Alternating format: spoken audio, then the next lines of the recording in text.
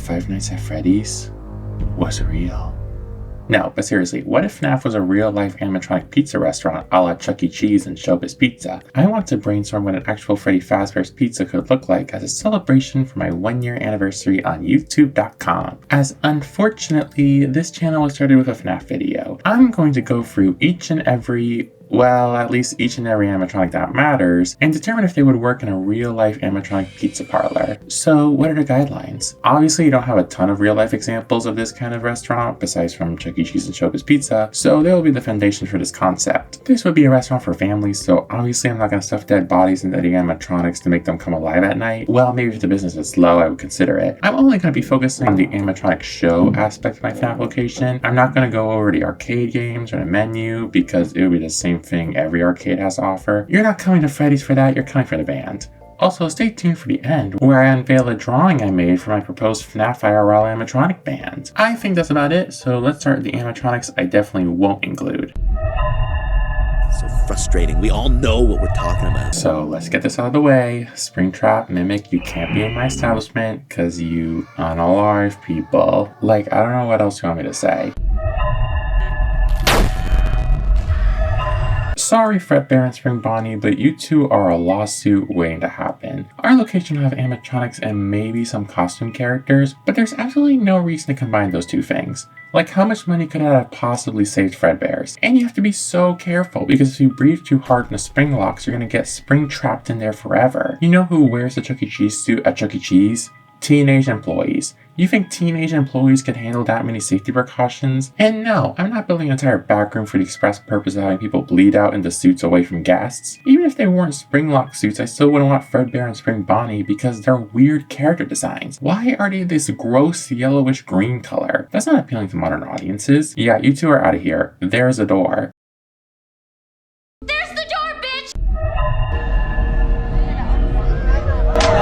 Basically, any animatronic in the canon who is a damaged version of itself, we are a classy establishment, okay? Our animatronics must be in pristine condition, or at the very least need to be functional. And listen, the Withered animatronics are literally some of my favorite designs in this franchise. Like Withered Bonnie and especially Withered Chica are actually very unnerving looking characters, which is very high praise for a series which time and time again tries too hard into making its characters look scary. Case in point,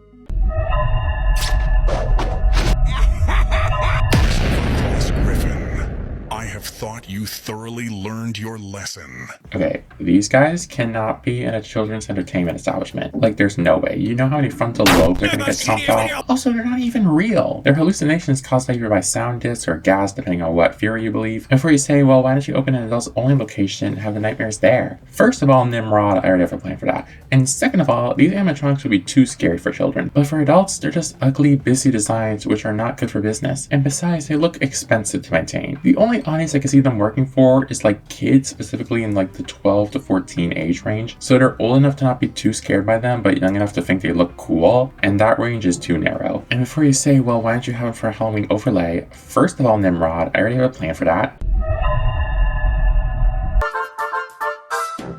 Hey folks, viewer mail time again. Oh, here's one from Sally, age 14. Dear Pig. If you sit by the river long enough, you will see the body of your enemy float by. And I mean specifically the animatronics you get in the cheaper catalog. I only have 4 words for them. Boring, yawning, sloppy, lazy.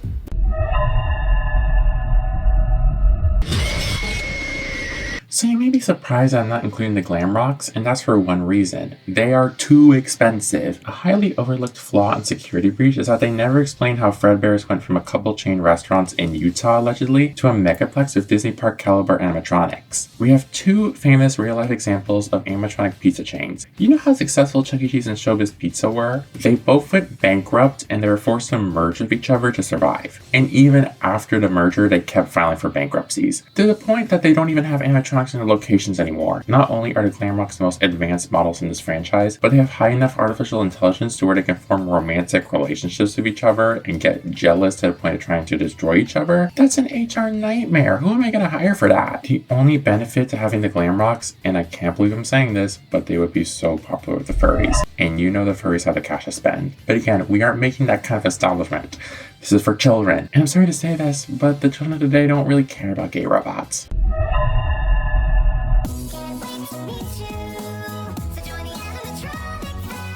The Puppet and all her variants and Balloon Boy and all his variants, you appeal to no one. No one wants to see you guys. You're just going to scare the kids, but unlike the Nightmares, there isn't any demographic who would find you appealing. I have no idea why you're even created. I mean, I know the Puppet was a security robot, but well, look how well that turned out. And we could just have someone sell balloons. We don't need an animatronic of a boy. Now, you may be wondering if this category includes the sister location animatronics, and it does, with the exception of Baby and Ballora. I have a plan for them. But the Biddy Babs, Minarinas, I have no idea what Willie A was cooking up with you. But whatever it was, I don't want it. It's me! It's me! It's me! It's me. This category is for Golden Freddy, the Shadow animatronics, really any animatronic whose existence is not corporeal, except for the phantoms. I'll get to them later. Like, what do you want me to say? Oh yeah, let's just have a cast full of ghosts like in the Haunted Mansion. Actually, wait, that idea kind of slaps. You're insane. You're in pain. I can tell by what you're saying, but... I'm Golden Freddy. I like to scare, and when I scare, I become a nightmare. I'm just gonna play this clip from the Defunct Line video, Disney's Living Characters: A Broken Promise, when Disney also thought of building a giant free-roaming animatronic. And oh my god, it's huge! It's 13 feet tall. It's 18 feet long. It's 11,000 pounds. For our metric-based audience, that is equal to something that is huge and enough to kill someone. Okay, now that we're done with the rejects, we can finally get to the animatronics that will be included in my Pizzeria show.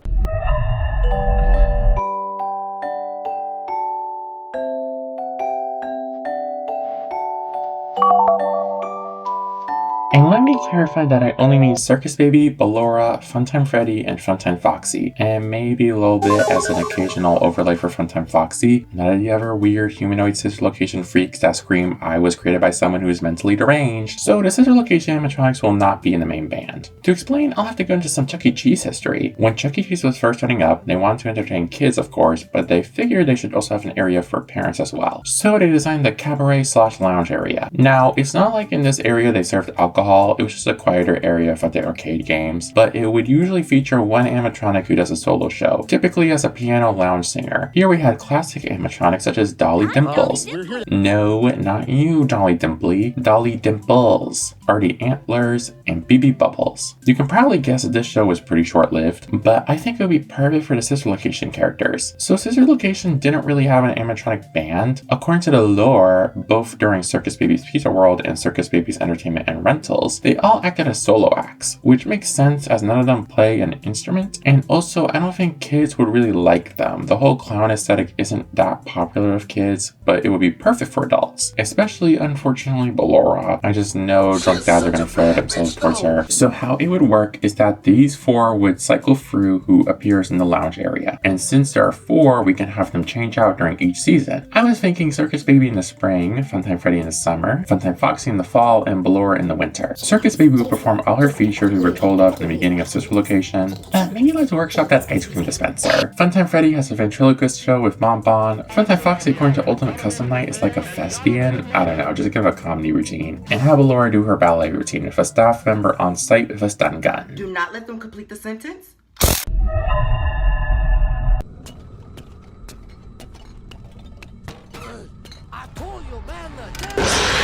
You may be surprised to see them in the yes category, seeing as how they look pretty grimy and are also hallucinations caused by lack of oxygen. But unlike the Nightmares, they will make really easy Halloween overlays. It's literally just a green coat of paint. And they look spooky, not scary. Kids shouldn't be scared of them, especially since we're not using their river designs, but they can still be recognized as being thematic for the holiday.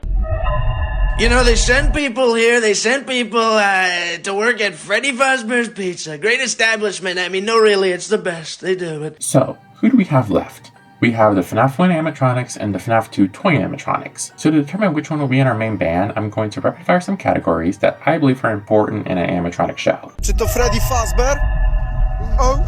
So unlike animatronics you find at a Disney park, these guys are going to be inside a pizzeria full of kids, so they need to be built for it. And while I can't say for sure, the toys look fragile. Case in point, Mangle. Apparently they look like this because kids tore them apart. You know how insanely fragile it must be for kids to remove and rearrange a metal endoskeleton? Like, I give the toy 3 years max until they all become Mangle. And also, before you ask, if I include the toys, Mangle will be repaired into the original Toy Foxy state. Having an animatronic whose gimmick is, hey kids, pull this thing apart with live electrical wiring and sharp metal bits, is a lawsuit waiting to happen. I don't know if I thought a children's establishment would ever do this. This kind of goes hand in hand with durability. If an animatronic is more likely to break down, then they will be more expensive to maintain. Again, in FNAF 2, their solution was just to not repair them and give the kiddos a lesson on robotics. If I could actually give some genuine criticism about FNAF's designs, is that only the OG FNAF 1 animatronics actually look like animatronics that would be in an animatronic pizzeria show. These guys need to be bulky and simple mechanically. The toys aren't that bad, especially compared to some of the later entries, but to me they give off Disney theme park animatronics, where they can make them more high-tech because guests aren't really interacting with them. And even when they are, they make sure to put a barrier between them. Now you may think that I'm going to say the FNAF 1 animatronics take this, because I said they're more realistic looking for the setting they're supposed to be in. But I'm not talking about that aspect of design. I'm talking about which group would be more appealing to kids today. I think I know more about American Girls than you do, You never get any American Girl. And if that's the case, then the toys win by a landslide. The FNAF 1 animatronics are meant to look unnerving, because they were made for a horror game. Meanwhile, Scott had to modify the toys' designs in order to make them look even somewhat creepy, such as darkening their eyes and removing Toy Chica's beak. And even then, I wouldn't be surprised if the Wither animatronics inclusion was to salvage the horror of FNAF 2. Because besides a puppet, these guys can't even scare a baby, which is a good thing because my pizzeria isn't a horror attraction, it's to entertain kids. I don't even think FNAF 1 animatronics would be appealing to kids in the 80s. Actually, according to the timeline, FNAF 1 probably takes place in the 90s and 2000s. Oh my god, who the hell cares? They don't tell you that. Bonnie won't tell you that, but they do. They walk around at night, and not only do they do that, but they actually jump scare you, and this is what they do. You see it, they jump scare you, and it's actually disgraceful. It's truly disgraceful. Time to determine which group of animatronics is more woke. And it's the toys. It's so obviously the toys. Mangle canonically doesn't have a gender. Toy Bonnie is a guy with eyelashes. Toy Chica eats men, and Toy Freddy is a gamer. Actually, that one's not so woke, but the rest definitely are. Now, would this be a positive or negative? And that highly depends on where locations are operating. If it's still going to be in Utah, I don't know about the woke animatronics. But if it's in LA, you know what? This video has gone off the rails. So let me just decide if we're keeping the FNAF 1 ban or the FNAF 2 ban. And I choose both.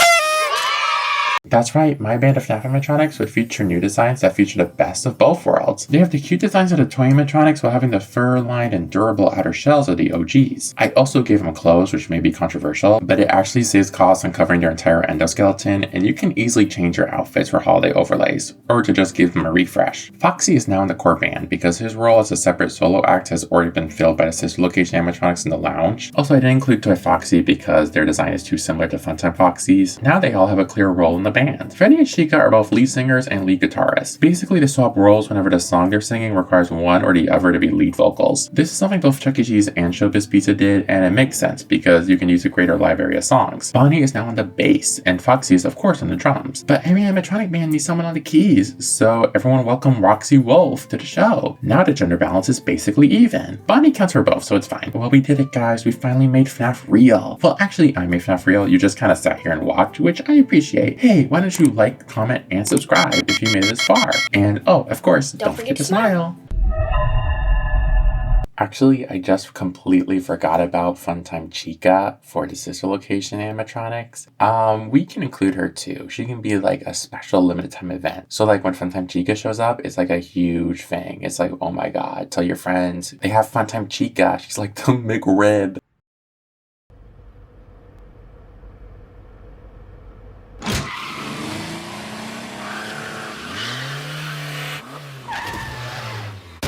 Lois, it's back! I heard, Peter. I heard. Kids, it's happening. Get your coats. This is what we practiced for. Yeah! I love you, Dad. I love you too, sweetheart. None of the past matters.